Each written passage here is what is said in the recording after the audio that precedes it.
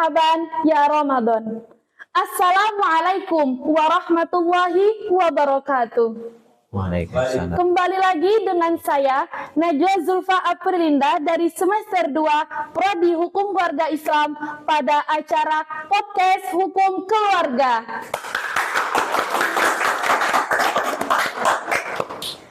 Baik, sesuai dengan tema kita pada bulan ini, yaitu kita akan membahas fikih puasa yang akan disampaikan langsung oleh narasumber hebat kita, yaitu Bapak Khalilur Rahman selaku Kaprodi Hukum Keluarga Islam. Ya Bapak, sebelumnya selamat sore Bapak. Sore ya. Salam kenal Bapak, saya Najwa Zulfa Aprilinda April, ya. dari semester 2. Semester 2 ya, luar biasa. Iya Pak. April gimana? Selain menjadi dosen ya Pak, kegiatan Bapak sehari-hari, apa kegiatan Bapak yang Bapak lakukan selain mengisi pelajaran mata kuliah? Oke. Karena saya selain dosen juga diamanahi menjadi kaprodi, tentu tidak hanya ngajar. Kadang mahasiswa terutama semester 6, 7, 8 ke atas itu ada yang mengajukan judul skripsi begitu ya. Kadang juga ada urusan administrasi, urusan kurikulum dan banyak hal lainnya, sehingga aktivitas itu di kampus tidak hanya ngajar. Di luar kampus atau di luar ngajar saya juga ada aktivitas lain, diantaranya menulis. Saya hobi menulis, April ya. Jadi kalau kamu punya hobi di bidang menulis, kamu harus kembangkan. Nah, ini salah satu buku ini termasuk dari hasil hobi menulis. Ini buku ke-10 yang saya hasilkan dari ya menulis itu. Oke. Masya Allah, teman-teman bisa didengar ya, Bapak Khalilur Rahman ini sudah menerbitkan 10 buku dengan hobi menulis beliau. Kita kasih apresiasi yang sangat luar biasa. Baik Bapak, ini kan sesuai tema kita nih Pak, fikih puasa. Ada beberapa pertanyaan yang akan saya tanyakan kepada Bapak mengenai tentang hukum berpuasa, seperti itu Pak. Jadi Pak, sebelumnya nih kita berlanjut ke pertanyaan. Saya penasaran nih Pak, soalnya kan buku fikih puasa kita nih kalau nyambas sang puasa pasti banyak ya Pak, tentang hukum yang ini atau tentang yang ini. Tapi kan Bapak itu bisa merangkum sedetail mungkin dengan buku yang sangat tipis ya teman-teman, bisa kita lihat di sini. Tapi isinya tuh sangat lengkap, mungkin bisa kita kepoin nih, apa saja sih isinya ada di dalam, mungkin bisa Bapak ceritakan singkat mungkin ya. Bapak. Jadi buku ini sesuai tema kita tentang fikih puasa ini ya. Ini berasal dari pertanyaan-pertanyaan di masyarakat. Saya biasa nulis hal-hal yang penting atau hal-hal yang ya tidak terlalu penting di media sosial, termasuk atau khususnya di Facebook. Nah, karena saya orang lama ya masih menggunakan Facebook. Di situ muncul kadang pertanyaan-pertanyaan seputar puasa. Dari situ terkadang saya langsung jawab di media sosial, dan itu selama beberapa tahun, selama bulan Ramadan, mungkin 2-3 Ramadan ya, pertanyaan itu muncul ketika saya posting tema tentang fikih puasa. Akhirnya dari beberapa tulisan itu, dari pertanyaan itu saya rangkum dan menjadi sebuah buku, sehingga di sini buku ini yang memang tidak terlalu tebal, tapi saya harap bisa menjadi salah satu bacaan kaitannya dengan puasa. Di dalamnya ada membahas tentang dalil puasa, terutama puasa wajib gitu ya. Lalu ada hukum puasa, ada macam-macam puasa, ada hal-hal apa saja yang membatalkan puasa yang kadang orang bingung. Ini batalkan enggak sih? Yang ini batalkan enggak sih? Iya, betul seperti Pak. itu ya. Iya. Juga membahas tentang apa saja yang membolehkan orang itu untuk tidak puasa. Misalnya orang yang kecapean boleh nggak sih puasa? Supir misalnya yang kerjaannya selalu melakukan perjalanan, boleh nggak? Di situ juga dibahas tentang udzur-udzur yang membolehkan orang tidak puasa, termasuk problematika seputar puasa saya tulis di buku ini. Begitu Mbak April ya. Oh iya Bapak. Dari sumber mana yang Bapak tujukan untuk menulis buku ini? Oke. Walaupun buku ini tidak terlalu tebal, tapi referensinya saya ambil dari berbagai referensi, terutama referensi dari Kitab Kuning, karena saya berasal dari pesantren dan seharusnya Begitu anak-anak UIN itu seharusnya begitu ya. Ketika menjelaskan suatu referensinya juga harus jelas.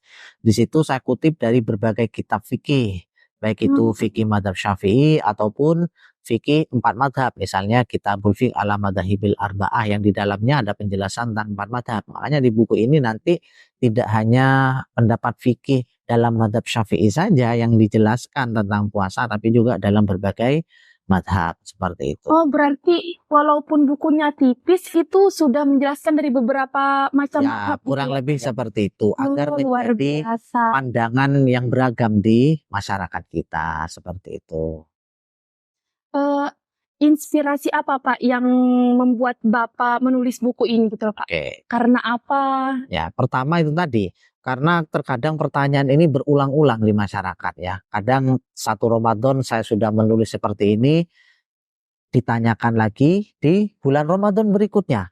Ditanyakan lagi di bulan Ramadan berikutnya. Akhirnya apa? Ya sudahlah saya kumpulkan, saya tulis menjadi sebuah buku. Apalagi hobi saya memang nulis dan menerbitkan buku. Ya sudahlah jadi seperti ini. Sehingga ketika orang mau belajar fikih puasa, ya silahkan baca fikih puasa ini. Dan di dalamnya saya tambahkan dalam pendekatan maqasidus syariah. Maksudnya kenapa orang harus berpuasa? Agar orang berpuasa itu kalau hanya menjalankan perintah, kadang orang itu kan kepo, atau bahasa Aprentan yang kepo. Ini apa sih tujuannya puasa ini? Nah, di situ saya jelaskan untuk apa. Misalnya di antaranya ya agar kita ini sama-sama merasakan bagaimana rasanya orang miskin itu lapar misalnya. Dengan puasa kita merasa lapar. Oh, di situ kita muncul apa namanya empati akhirnya kepada orang-orang yang memang kesehariannya terasa lapar misalnya. Nah, seperti itu Mbak April ya. Ya, terima kasih Bapak. Ya. Selanjutnya, jadi teman-teman, ini ada beberapa pertanyaan dari teman-teman yang lainnya tentang mengenai perihal puasa yang akan kita langsung tanyakan kepada Bapak Holilur Rahman pada hari ini.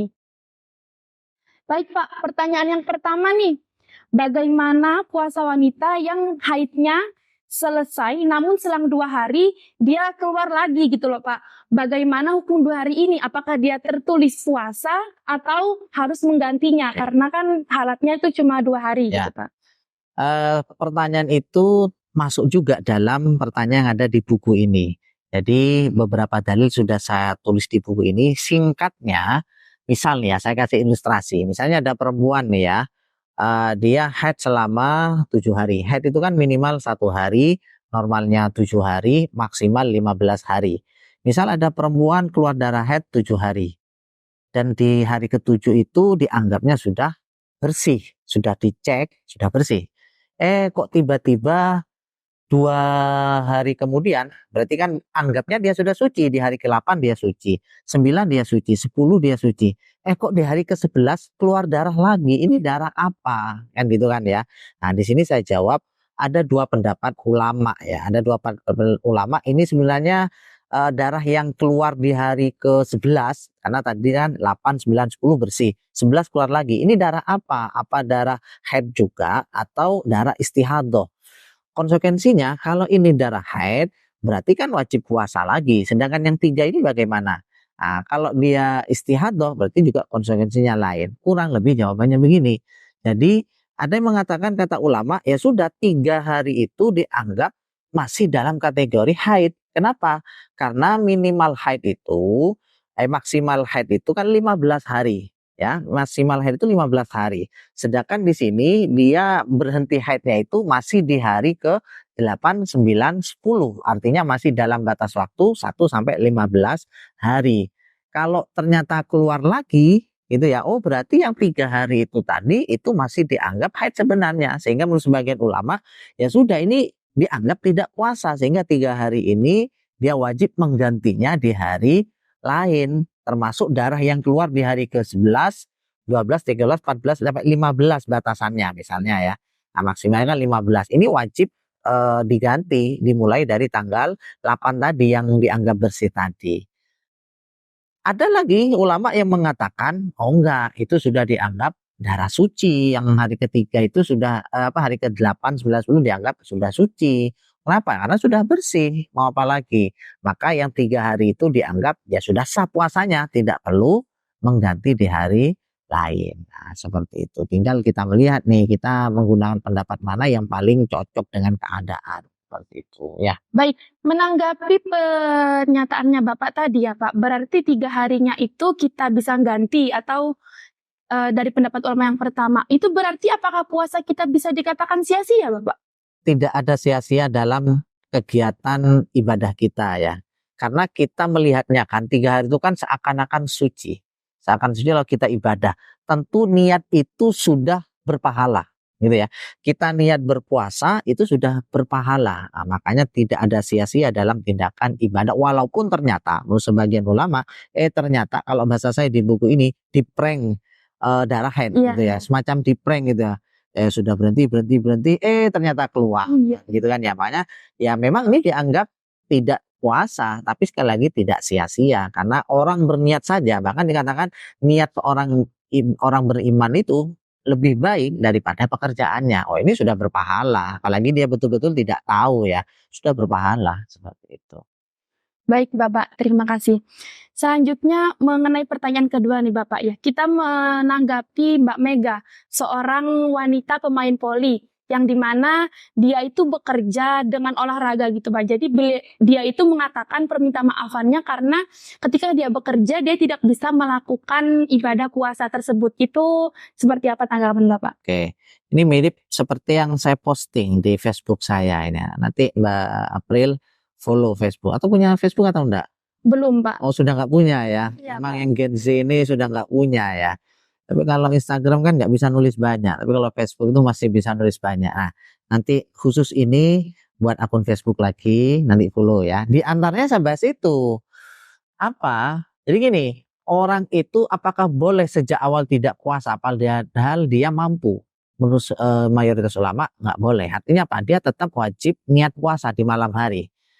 Walaupun dia tahu misalnya besoknya atau 2 hari, selama 2 hari, saya juga sudah mendengar berita itu, 2 hari dia tidak puasa, tapi kan di malam hari dia masih sehat, pagi dia sehat sebenarnya.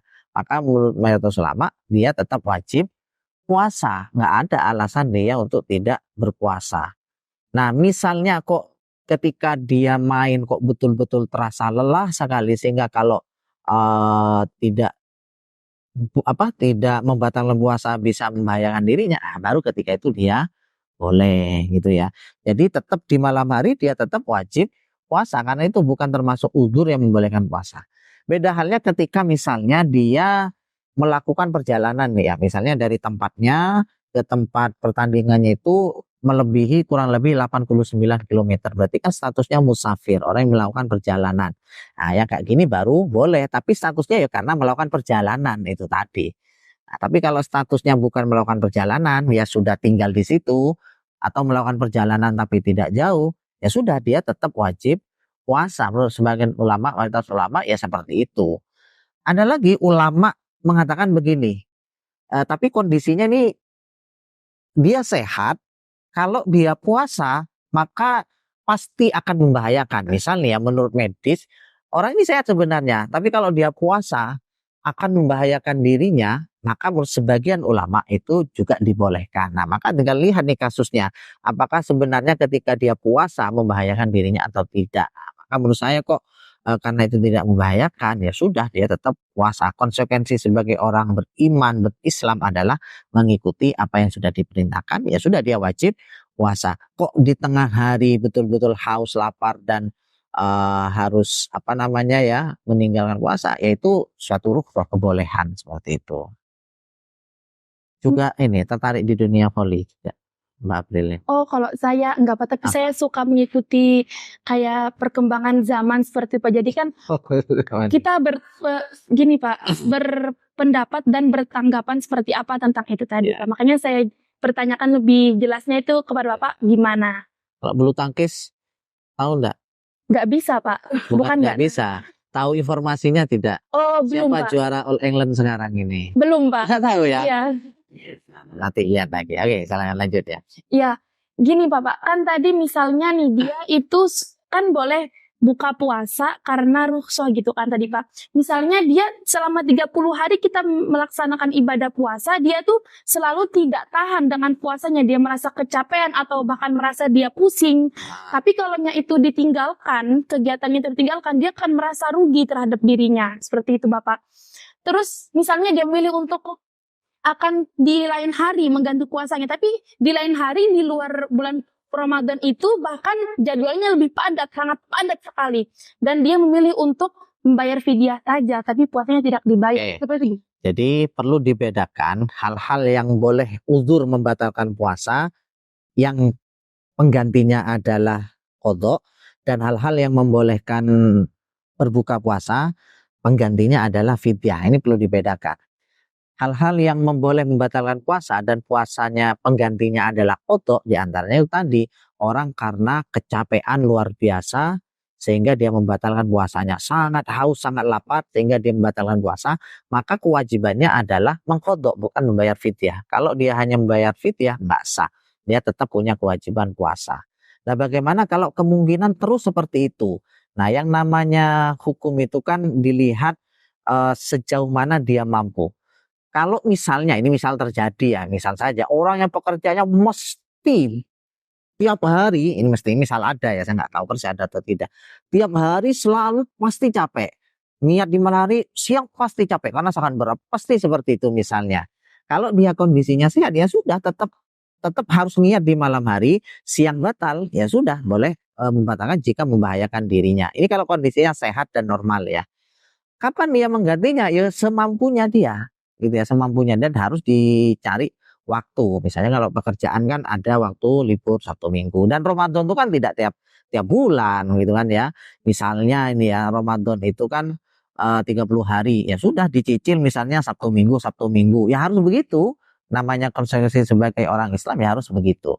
Berbeda halnya ketika ada orang yang sakit parah nih, orang yang sudah sepuh, sakit parah, sulit untuk sembuh misalnya, mau puasa nggak bisa, mau mengganti di hari lain juga nggak bisa. Nah, ini ada cara lain, dia boleh membatalkan puasa atau tidak berpuasa, tapi sebagai gantinya adalah fidyah. Nah, ini bagi orang yang memang dia kondisinya sakit dan kalau berpuasa mesti akan membahayakan, dan ini terus menerus. Nah, maka ini boleh membayar fidyah. Tapi kalau orangnya sehat, nggak sakit-sakitan atau sakit tapi kemungkinan masih bisa sembuh, maka cara menggantinya hanya dengan qadha, nggak bisa fidyah, seperti itu. Oh, berarti Pak misalnya ini ada yang menangkap seperti ini. Berarti kan bisa nanti diganti di hari libur saya, Sabtu Minggu. Akhirnya orang itu memutuskan untuk di bulan Ramadan, itu setiap hari Senin sampai Jumat dia libur puasa. Tapi nanti digantinya ke Sabtu Minggu, entah itu di bulan Syawal, Dzulhijjah, Dzulqa'dah, itu seperti apa Pak? Istilahnya bukan Senin sampai Jumat libur puasa, artinya bukan diniatkan dari awal gitu ya. Ya sudahlah, saya seminggu ini atau Senin sampai Jumat saya libur puasa lah, nggak seperti itu. Tetap dia wajib niat 1 bulan penuh itu puasa gitu ya. Jadi nggak boleh diagendakan Senin sampai ini saya libur, enggak. Tetap bagi orang yang sehat normal ya, tetap dia wajib berniat di malam hari. Kok siang hari lapar, haus yang sangat dan membayangkan dirinya kalau terus puasa, ya sudah batal. Jadi nggak bisa di planning kayak gitu, nggak bisa. Harus niat tiap malam. Tapi itu tadi, kondisinya kok membahayakan, ya sudah, dia membatalkan puasa diganti di hari lain. Seperti itu. Baik Pak. Takutnya kan ada yang berpendapat seperti itu kan Pak. Jadi ini saya meluruskan seperti itu. Selanjutnya Pak, saya ingin bertanya mengenai waktu imsak. Itu pengertian secara ringkasnya itu seperti apa Pak? Jadi gini, ada istilah imsak dalam istilah fikih, ada istilah imsak dalam istilah kebiasaan orang Indonesia. Ini dua hal berbeda yang tidak boleh dicampur adukkan. Ada yang akhirnya berpendapat imsak itu ya berpuasa itu sendiri, sehingga imsak di Indonesia itu keliru. Nah, ini nggak tepat mencampur adukkan dua istilah yang berbeda. Satu istilah fikih, satu istilah dalam kebiasaan orang Indonesia. Ini nggak benar. Kalau melihat istilah fikih, as-shaum, as-siyam itu adalah imsak. Itu adalah menahan dari hal-hal yang membatalkan puasa. Ya sudah, puasa itu sendiri dimulai dari terbitnya fajar kedua atau istilahnya fajar sodik, ya subuh itu ya, sampai terbenam matahari, sampai waktu maghrib. Nah, itu sebenarnya ketika itu nggak boleh puasa. Artinya sebelum fajar sodik dia masih boleh untuk makan dan minum. Ya, seperti itu. Nah, sedangkan di Indonesia imsak yang dimaksud itu kan adalah waktu kurang lebih 10 menit dari adzan subuh. Imsak yang dimaksud ini kalau kita pakai rambu-rambu lalu lintas itu ibaratnya lampu kuning. Saya tanya Mbak April, kalau naik sepeda motor lampu kuning terus atau berhenti? Kalau Atau itu kuning tambah cepat? iya Pak, loncatnya tambah cepat. Gitu ya. Padahal itu kan maksudnya hati-hati atau warning, hati-hati sudah hampir lampu merah. Tapi boleh enggak masih terus? Boleh, sebenarnya boleh tapi hati-hati. Maka sebenarnya kalau mau paling baik lampu kuning ya sudah berhenti. Cuman masalahnya yang belakang nanti ini nerobos kan gitu kan ya. Nah, imsak di Indonesia itu sebenarnya sebenarnya masih boleh itu. Boleh kenapa? Karena belum fajar sodik. Belum fajar itu belum terbit, belum akhir awal waktu puasa itu belum muncul sehingga sebenarnya boleh. Tapi kenapa di Indonesia seperti itu ada imsak itu kan untuk hati-hati gitu loh ya. Sebenarnya bagus itu apalagi bagi orang yang nggak tahu waktu maksudnya nggak lihat jam atau apa dia akan mengerti. Biasanya kalau di desa-desa ada yang bahkan untuk menginformasikan waktu imsak itu berjenjang. Misalnya imsak kurang 30 menit. Oh kan tahu nanti oh kurang 30 imsak kurang 10 menit. Jadi dia bisa mengira-ngira kapan dia harus berhenti. Kalaupun imsak sudah tiba, imsak gitu ya, apakah boleh makan? Sebenarnya masih boleh. Tapi sekali lagi jangan terlalu mepet karena begini. Biasanya ini sistem adzan ya, sistem adzan itu biasanya atau kalau kalian lihat jadwal imsakiyah itu kan ada jam-jamnya ya. Itu biasanya itu antara fajar sodik dengan jadwal imsakiyah itu biasanya ada kelebihan 1 sampai 2 menit biasanya. Maksudnya saya begini, ketika fajar sodik berhenti, di jadwal imsakiyah itu baru dimunculkan subuh itu 2 menit, 1 menit atau 2 menit setelahnya. Misal ya, fajar sodik jam 4.15 misalnya. Maka di imsakiyah itu biasanya munculnya jam 4.17 gitu ya atau jam 4.16. Sehingga sebenarnya nggak boleh berhenti itu kan jam 4.15-nya sebenarnya. Makanya jangan nunggu adzan baru dia berhenti, jangan. Seharusnya sebelum 2 menit, 1 menit atau 2 menit sebelum jadwal itu sebenarnya.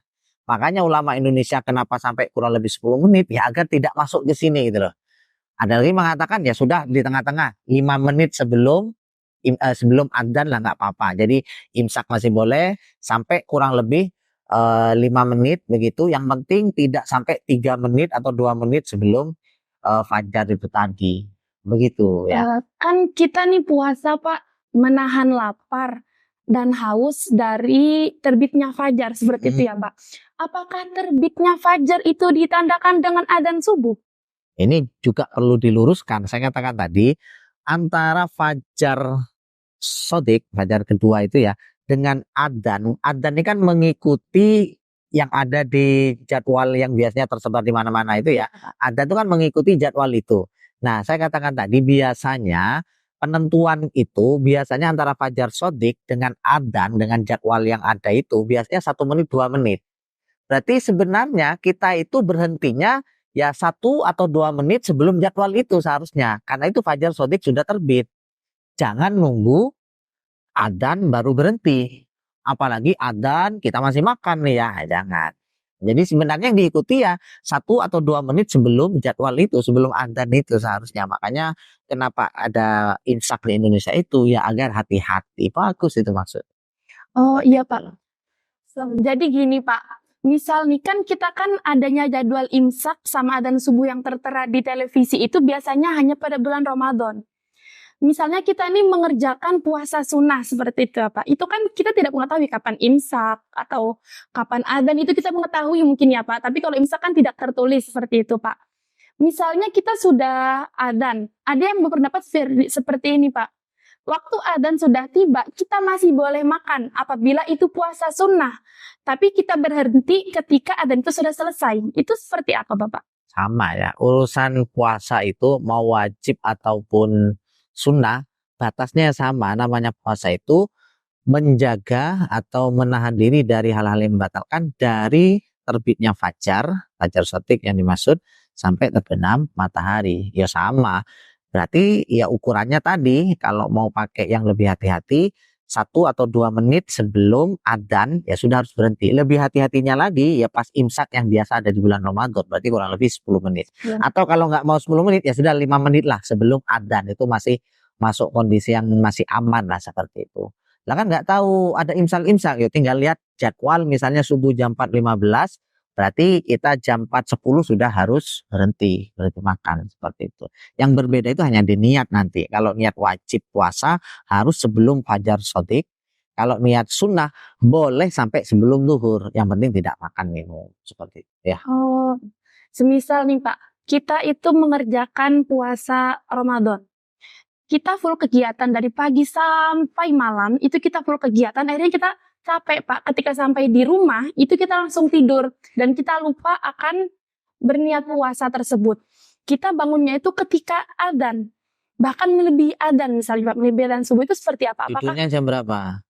Tidurnya malam banget Pak. Karena sudah kegiatan, akhirnya dia, aku mau niat tapi aku lupa. Besoknya karena full kegiatan malam, akhirnya besoknya bangunnya juga telat gitu Pak.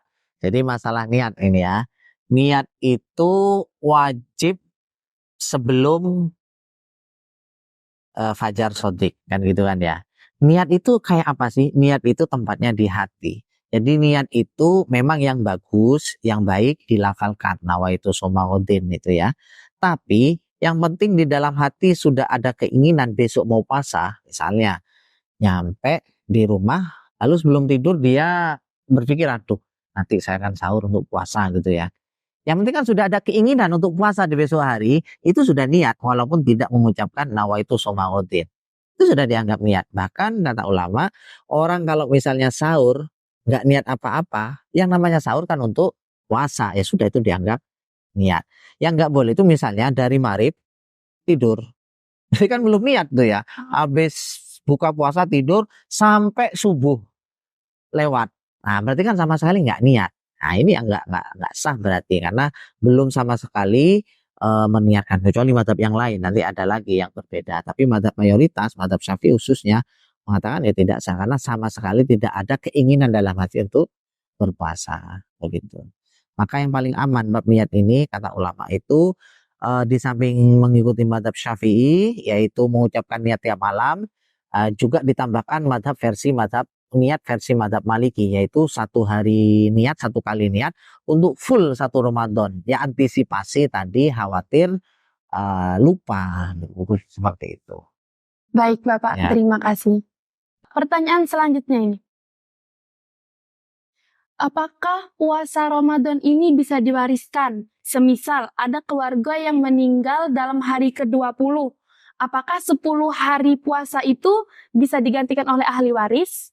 Gini, kewajiban itu berhenti ketika dia meninggal. Kalau Pak April nanti belajar usul fikih, ada nanti istilah ahliyatul wujub, ada ahliyatul ada. Kurang lebih intinya, kewajiban itu akan berhenti ketika dia sudah meninggal. Meninggalnya di tanggal 20 Ramadan. Berarti sisanya 21 sampai 30 Ramadan sudah nggak wajib. Ngapain diganti kalau nggak wajib? Nah, ulama itu berbeda pendapat ketika di tanggal 1 sampai 10 Ramadan dia sebenarnya wajib, cuman nggak melaksanakan. Ini gimana cara gantinya? Nah, ini ulama baru berbeda pendapat karena dia kan tidak mengerjakan padahal dia masih hidup. Nah, ini ada yang berpendapat boleh diganti dengan fidyah.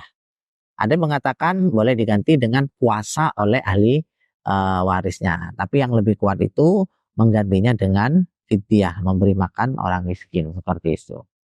Ya. Baik Bapak, terima kasih. Ya. Ya teman-teman, setelah kita dengarkan ya penjelasan sedikit tentang fikih puasa yang sudah disampaikan oleh Bapak Khalilur Rahman. Sangat menarik sekali bukan? Itu hanya sedikit dari pembahasan yang ada di dalam buku fikih puasa ini. Jadi teman-teman, apabila penasaran dengan isi buku fikih puasa ini, yang dia hanya tipis dan mudah dibawa kemana-mana, tapi memiliki isi yang sangat detail dan dari berbagai macam madhab, itu luar biasa. Baik Bapak, saya sangat suka dengan pembahasan kita pada hari ini, sangat menarik sekali. Bahkan saya sangat penasaran dengan apa sih isi buku fikih puasa itu, karena Bapak menjelaskannya dengan secara detail, bahkan dari berbagai macam madhab pun Bapak jelaskan seperti itu. Terima kasih Bapak atas waktu yang sudah Bapak sempatkan untuk membahas fikih puasa ini, yang sangat tepat sekali karena kita membahasnya sekarang pada bulan Ramadan. Ya, saya ucapkan Bapak sekali lagi terima kasih. Sama-sama. Ya, boleh saya pinjam bukunya? Boleh, silakan. Ya, ini teman-teman yang sekarang kalian lihat ya, buku di depan ini tadi kita sudah membahas sedikit tentang apa yang ada di dalam buku ini. Jadi kalian yang tertarik ini bisa juga dijadikan untuk referensi makalah kalian atau jurnal artikel kalian. Ini sangat bermanfaat sekali. Kalian bisa langsung menghubungi link yang ada di bawah ini, nanti saya cantumkan nomor pembeliannya. Terima kasih. Warahmatullahi wabarakatuh. Tetap semangat teman-teman dalam menjalankan ibadah puasa. Stay tune ya untuk di podcast Hukum Keluarga selanjutnya, pasti akan lebih menarik dan lebih bervariasi lagi. Dadah. Terima kasih Bapak.